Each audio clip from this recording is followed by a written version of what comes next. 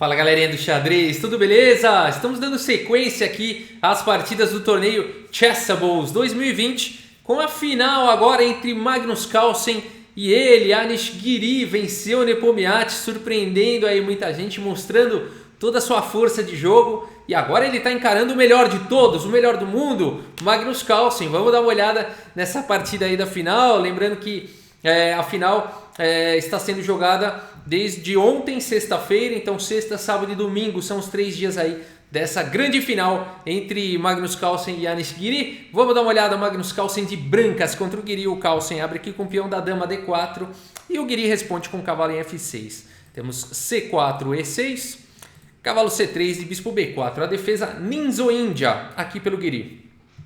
A3 atacando o bispo.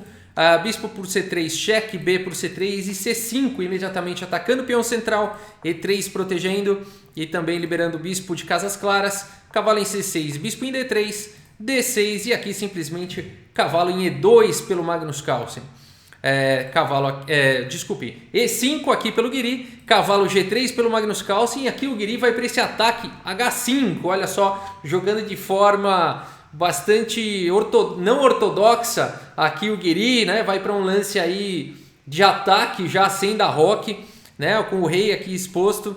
A partida segue com H4, o Magnus Carlsen impede o avanço desse peão e agora dama em E7 aqui pelo Giri.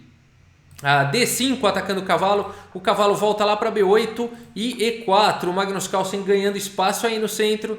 Temos bispo em G4 aqui pelo Giri atacando a dama e depois de F3 fica difícil para esse bispo encontrar uma casa e o bispo volta lá para C8, né? Então voltou o cavalo, agora voltou o bispo, né? Tá parecendo aí o Tigre Petrosian, né? Que ele faz essas coisas e espera a hora certa para o contra-ataque, né? E aqui esse lance é bastante lógico porque libera a casa D7 para o cavalo, senão se o bispo tivesse aqui em D7 o cavalo não jogaria em muitas boas casas. Apenas aqui no canto. Então a partida seguiu com bispo em G5, dama em C7, bispo por F6, G por F6, olha que maneira arriscada que o Giri está jogando, roque aqui pelo Magnus Carlsen e cavalo em D7, finalmente desenvolvendo aí esse cavalo. Temos F4, E por F4 e esse lance F4 aqui, eu vou voltar do Magnus Carlsen, ele tem a ideia de abrir um ataque descoberto sobre o peão de H5, né? Então depois de F4, E por F4, o Magnus Carlsen salta o cavalo dele para capturar o peão de H5. Então temos cavalo por H5, cavalo em E5 aqui pelo Giri, abrindo aqui a diagonal do bispo, pressionando também o bispo de casas claras. Temos cavalo por F6 cheque e rei em D8. Então o Giri corajosamente aí não fez o roque e está jogando dessa forma. Ele vai tentar atacar na ala do rei essas colunas semi-abertas aqui. Vamos ver como segue a partida. Torre por F4 aqui pelo Magnus Carlsen, cavalo G6 atacando a torre e atacando o peão. E o que jogar nessa posição? A gente pensa em vários lances. A gente pensa em voltar a torre talvez para alguma outra casa, talvez jogar um torre F2 aqui, por que não, né? Mas aí as pretas teriam aqui torre por H4, um contra-jogo bastante interessante, tá? Então nessa posição o Magnus Carlsen vai para o melhor lance da posição, que não é torre F2, ele vai para o lance dama em F3, olha que interessante, deixando aí a torre, e a ideia do Magnus Carlsen é não perder tempos e tentar depois avançar com esses peões, principalmente o peão da coluna H. Que pode ser um peão passado perigoso. Então a partida segue com dama em E7, o Giri primeiro melhora aí a posição da dama, não captura a torre de imediato, e aí o Magnus Carlsen provoca mais uma vez, cutuca esse cavalo, captura minha torre logo, né? E aí o Giri então, com esse cutucão, captura então logo essa torre, cavalo por F4, dama por F4 e dama em E5 aqui, propondo a troca das damas. Será que o Magnus Carlsen com qualidade a menos aí, ele sacrificou a troca agora, sacrificou qualidade, uma torre por um cavalo? Será que ele vai trocar as damas ou vai manter a dama em jogo para tentar um ataque contra o rei do Giri? Nada disso, o Magnus Carlsen troca as damas mesmo, dama por E5, D por E5, muito interessante. E agora G4, a ideia do Magnus Carlsen é jogar mesmo esse final com qualidade a menos, mas com um cavalo muito forte em F6, um cavalo na cesta que vale por uma torre em geral. numa casa escura, diga-se de passagem, imune ao bispo de casas claras, com peões avançando. Fantástica visão de jogo de Magnus Carlsen. A partida segue com A5 e agora G5 avançando com o peão. Notem o cavalo aqui muito bem protegido, e agora protegendo o peão de H5. Temos torre em A6. Torre em B1 aqui pelo Magnus Carlsen, não deixando nenhum tipo de contrajogo e já prevendo que o Guiri vai querer sacrificar, devolver aí material para acabar com o perigo desses peões. E é exatamente o que acontece na partida. Torre por F6, G por F6 e agora capturando aqui em H5, torre por H5 pelo Guiri. E a gente vai para esse final então, o Magnus Carlsen com um peão a mais. Vamos dar uma olhada como é que segue. Torre em B5 pressionando os peões fracos. Torre em H3 indo para cima do bispo, fazendo um raio-x nos peões fracos aqui do Magnus Carlsen. Bispo em E2 e agora torre por C3. Temos torre por A5, protegendo o peão de A3. C4 está protegido. A partida seguiu com torre em E3, atacando o bispo e o peão. Bispo em H5, colocando aí o bispo em proteção com o tempo sobre o peão de F7 e agora torre por E4, atacando o peão de C4.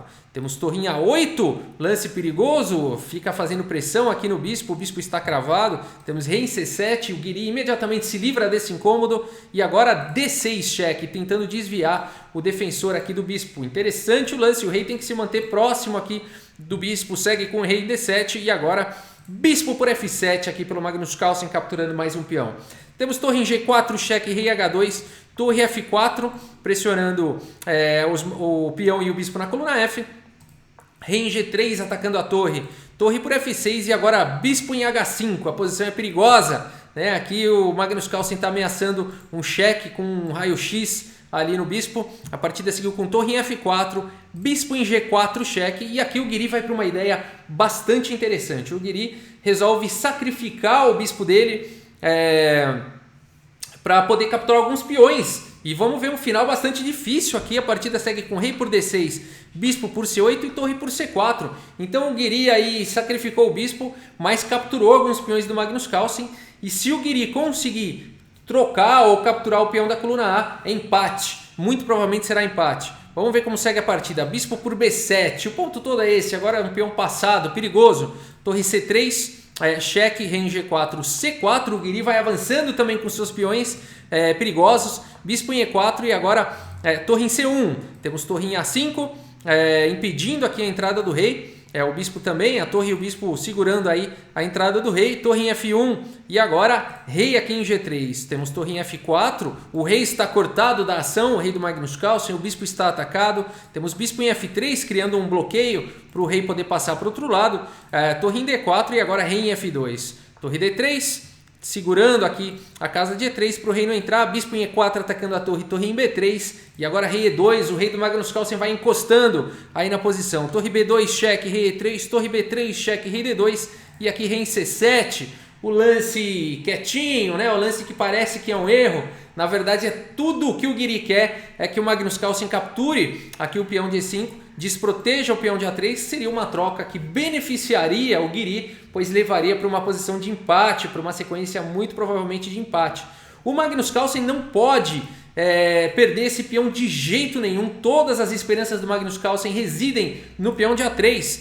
A partida segue com A4, o Magnus Carlsen aí colocando o peão numa casa clara, de onde o bispo poderá dar apoio no futuro. Temos rei em B6 atacando a torre, torre por E5 agora sim, e depois de torre B4 atacando o peão.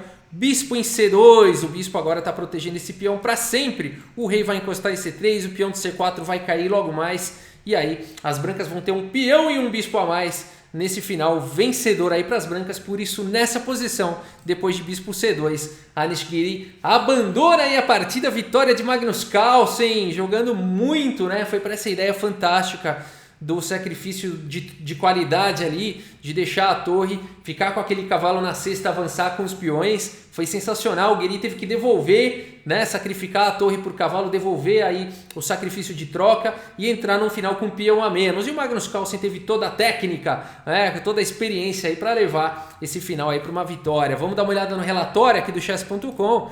E a gente vê que são dois jogadores monstruosos, né? 98% de precisão aí para Magnus Carlsen, 96,2% de precisão aí para o Guiri. Alguns erros, algumas gafes, imprecisões dos dois lados.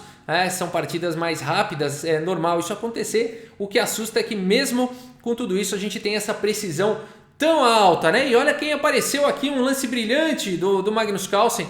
Vamos dar uma olhada que lance que é esse, que eu não tinha reparado. Olha só, torre A8, né? Por que será que torre A8 aqui é um lance brilhante? Vamos colocar nessa posição. Ah, porque aqui a gente pode pensar em bispo por F7, a gente pode pensar em torre por C5, tantos lances tentadores e suculentos, né, nessa posição, e o Magnus Carlsen foi para o único lance da posição que permite vantagem para as brancas. Por isso a engine aqui do chess.com, né, que tem uma máquina de Stockfish por trás, considera o único lance brilhante, é o único lance que realmente dá vantagem para as brancas. Qualquer outro lance as pretas conseguem igualar, tá bom? Então, por exemplo, aqui ó, torre por C5, aqui bispo D7, torre em A5, torre por C4, tá? E aqui o computador diz que mesmo nessa sequência aqui, as pretas conseguem igualar, tá? Vamos ver rei F2, torre F4, ó, interessante isso, rei E3, torre por F6, né?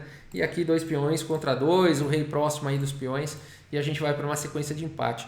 Então torre A8 do lance certo na hora certa, lance brilhante aí de Magnus Carlsen, olha só, e tudo jogado com muita rapidez, né? São partidas mais rápidas, é realmente sensacional.